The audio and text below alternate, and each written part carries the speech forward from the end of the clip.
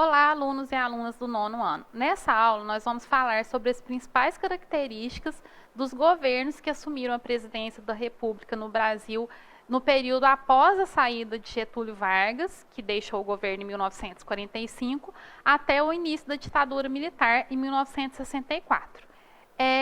Quando Vargas deixou o poder, então, em 1945, teve eleições, para presidente, depois dele ter ocupado 15 anos o poder, e quem venceu as eleições, então, foi Dutra, que governou o Brasil de 1946 até 1950. Lembrando que nesse período nós estávamos no contexto da Guerra Fria, e Dutra aliou-se praticamente incondicionalmente ao governo dos Estados Unidos. Com isso, ele, por exemplo, tomou medidas como caçar o Partido Comunista do Brasil aqui e caçar também os mandatos de partidos desse político. Em relação ao desenvolvimentismo, ele achava prioritário investir nas áreas da saúde, alimentação, transporte e energia. E uma outra característica importante do período do governo de Dutra foi a elaboração e promulgação de uma nova Constituição para o Brasil, que é a Constituição de 1946. Essa Constituição, então, ela garantia como direitos fundamentais a liberdade de pensamento, expressão, associação, formação de sindicatos e tal, assim como a Constituição do período do governo de Vargas, ela manteve o direito de votos a todos os brasileiros maiores de 18 anos, homens e mulheres, mas continuou excluindo os analfabetos de terem direito de votar. Concedeu também direito de greve aos trabalhadores, exceto para as atividades essenciais. Nas eleições de 1950, Getúlio Vargas apareceu novamente como candidato.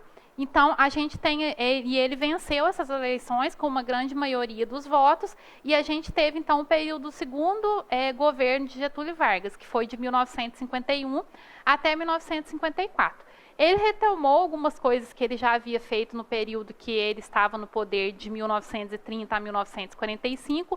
Então, defendia um projeto nacionalista e estatista, de defesa das empresas estatais e da indústria nacional, e um projeto desenvolvimentista. Outras pessoas que também defendiam esse nacionalismo desenvolveram uma campanha conhecida como Petróleo é Nosso, que defendia que a exploração e beneficiamento do petróleo no Brasil devia ser feita por empresas nacionais, e nesse contexto, então, com o apoio de Vargas, foi criada a Petrobras em 1953. Nesse período do governo dele, o poder de aquisição dos trabalhadores estava baixo, porque a inflação estava muito alta, várias coisas tinham aumentado muito o preço, como aluguéis, alimentos, por exemplo, e o salário mínimo não havia acompanhado esse aumento de preços. E em razão disso, então, ocorreram várias greves no ano de 1953. Nessa época, João Goulart, que vai ser também presidente da República depois, ele era do Ministério do Trabalho, e ele propôs, então, para resolver essa questão dessa crise, dessas greves, dar um aumento de 100% no salário mínimo. A oposição a Vargas e setores empresariais ficaram contra essa proposta. Jango, ele acabou deixando o Ministério do Trabalho, mas mesmo assim o Vargas colocou em prática essa medida de aumentar o salário mínimo. Getúlio Vargas, ele sofria muita oposição ao seu governo, e o jornalista Carlos Lacerda era uma das grandes pessoas que fazia oposição a ele. E uma situação que aconteceu no período foi que esse jornalista ele foi vítima de um atentado, na qual ele saiu apenas ferido, mas um major na aeronáutica que acompanhava ele, Rubem Vaz, acabou sendo assassinado nesse atentado. Na época, descobriu-se que o mandante do atentado contra o jornalista era o chefe da guarda pessoal de Getúlio Vargas, e mesmo não havendo indícios de que Vargas sabia dele estar envolvido nesse atentado, a oposição acabou aumentando muito contra o governo dele. Muitas pessoas pressionavam para que ele renunciasse. Inclusive, as Forças Armadas brasileiras assinaram manifestos pedindo a saída de Vargas do poder pelo fato de ter sido assassinado esse major da aeronáutica. Vargas, então, para não deixar o poder, para não sofrer um golpe que tiraria ele, acabou adotando uma atitude extrema, que foi que no dia 24 de agosto de 1954, ele se matou com um tiro no coração. E ele deixou uma carta-testamento para o povo brasileiro, onde ele falava que deixaria a vida para entrar para a história, e explicava que ele era perseguido e tal. E isso causou uma comoção enorme no Brasil. Várias pessoas acompanharam o seu enterro, e inclusive aqueles que faziam oposição ao Getúlio Vargas foram atacados por essa população brasileira. Então, a sede do jornal do Carlos Lacerda foi atacada, ele acabou saindo do país, inclusive. A embaixada dos Estados Unidos, que também fazia oposição ao governo dele, foi atacada. Aí, então, durante o período, assumiu o governo aquele que era vice-presidente de Getúlio Vargas, e depois, nas próximas eleições, quem subiu ao poder na presidência da República foi Juscelino Kubitschek, que governou de 1956 até 1960. O slogan da campanha política de JK era 50 anos em 5, que ele falava que nos 5 anos que era o mandato naquele período, ele iria desenvolver muito o Brasil. E ele achava que o caminho para esse desenvolvimento era investir na industrialização. Ele tinha um plano de metas que ele considerava prioritário investir nas áreas de energia, transporte, indústria, alimentação e educação. E o governo de JK ofereceu facilidades para as empresas estrangeiras se instalarem no país. Então, entre essas facilidades estava oferecer terrenos para que essas empresas construíssem suas fábricas, cobrar menos impostos e também não dificultar essas empresas estrangeiras de enviar os seus lucros para fora do país. Então, ao contrário de governos anteriores, né, que adotavam essa política mais nacionalista, como de Getúlio Vargas, ele achava que era positivo para o Brasil trazer investimentos de empresas estrangeiras. Dentro do plano de metas de JK, o que ele considerava uma meta-chave era a construção da nova capital do país, que Brasília, então, foi construída durante o governo dele e inaugurada em 1960. Essa construção de Brasília, ela consumiu cerca de 20% do PIB do país, e então, ao final do governo dele, apesar de um certo desenvolvimento na área econômica, o país estava com uma dívida externa muito grande e a inflação alta também. Questão que ficou para o próximo presidente resolver, que foi o Jânio Quadros, que assumiu o governo em 1961. Com essa situação econômica crítica, para resolver essa questão dessa crise econômica, o Jânio Quadros adotou medidas que não foram nem um pouco populares, como, por exemplo, a diminuição da concessão de créditos para empresários, congelou salários por esse período e cortou subsídios do governo que eram oferecidos para a importação de trigo e petróleo. Essa medida, então, gerou um aumento de praticamente 100% no preço dos combustíveis e do pão. No campo da política externa, né, nesse contexto da Guerra Fria, ao contrário de outros presidentes que eram aliados dos Estados Unidos, o Jânio Quadros, ele dizia que a intenção dele era adotar uma política externa independente. Então, ele voltou a ter relações diplomáticas com a China e com a União Soviética, né, socialistas. Ele condecorou com uma medalha de honra do governo brasileiro aquele que havia sido um dos líderes da Revolução Socialista Cubana, que era o Che Guevara, que era ministro cubano no período. Por todas essas medidas dele, então, ele foi muitas vezes acusado pela oposição de ser comunista. Além disso, ele era uma figura um pouco excêntrica, né? A gente está vendo a imagem de Jânio Quadros aí, ele segurando uma vassoura na campanha política dele, porque ele falava que quando ele assumisse o poder, ele iria varrer a corrupção do Brasil.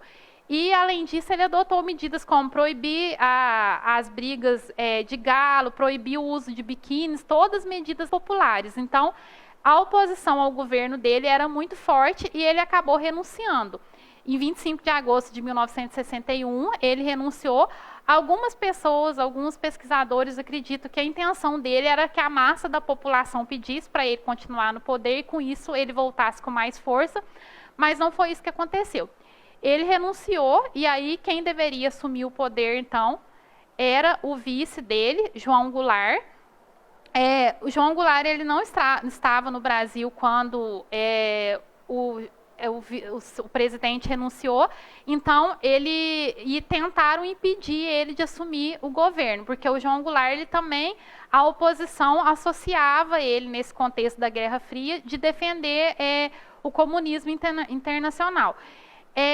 Com vários setores da sociedade querendo que o João Goulart não pudesse assumir a presidência, acabou acontecendo um acordo que, para ele assumir o cargo, o Congresso propôs que ele aceitasse o parlamentarismo. No regime parlamentarista, o chefe do governo é o primeiro-ministro e não o presidente. Então, ele pôde assumir o governo em 1961, o João Goulart, mas com seus poderes reduzidos. E esse parlamentarismo ele continuou até 1963, quando teve um plebiscito e aí voltou ao presidencialismo. Com essa volta do presidencialismo e ele podendo governar de fato, o João Goulart passou a defender que fossem feitas o que ele considerava reformas de base no governo brasileiro, como, por exemplo, a reforma agrária, né, desapropriação de terras improdutivas e distribuição dessas terras para quem precisava, a reforma administrativa, a reforma bancária, tributária, reforma eleitoral, então ele defendia o direito de voto dos analfabetos, por exemplo, e a reforma educacional. Essa reforma, ela não tinha muitos setores da sociedade brasileira que não eram favoráveis, por exemplo, setores dos empresários, alguns setores das Forças Armadas, e Jango acabou não conseguindo aprovar essas reformas, então, no Congresso. Ele, então, queria aprovar essas reformas com o apoio da população. Em 13 de março de 1964, João Goulart realizou um comício em frente à Central do Brasil, no Rio de Janeiro, em defesa dessas reformas de base.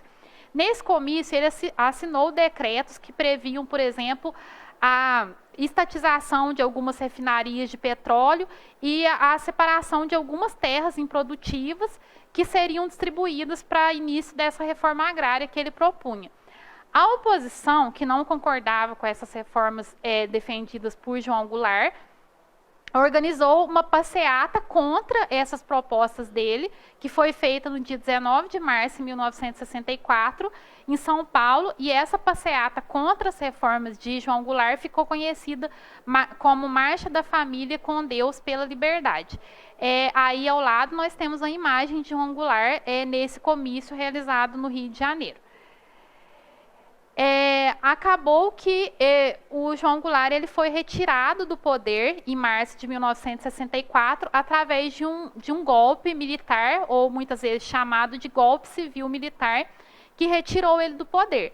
Então, em 1964, as tropas do general Olímpio Mourão marcharam de Minas Gerais em direção ao Rio de Janeiro para realizar o golpe de Estado que depôs o presidente João Goulart. João Goulart ele estava no Rio de Janeiro, né, quando esses militares começaram esse processo de retirar ele do poder. Ele voltou para Brasília, depois foi para Porto Alegre, onde ele tinha apoiadores. O governador do estado de lá era apoiador de João Goulart, mas ele viu que o movimento estava crescendo e que os Estados Unidos, inclusive, estavam se preparando para enviar apoio para esses militares brasileiros que queriam retirar João Goulart do poder, né? Lembrando que estávamos no contexto da Guerra Fria, e ele acabou, então, não resistindo e deixando o país, e aí os militares, então, assumiram o poder.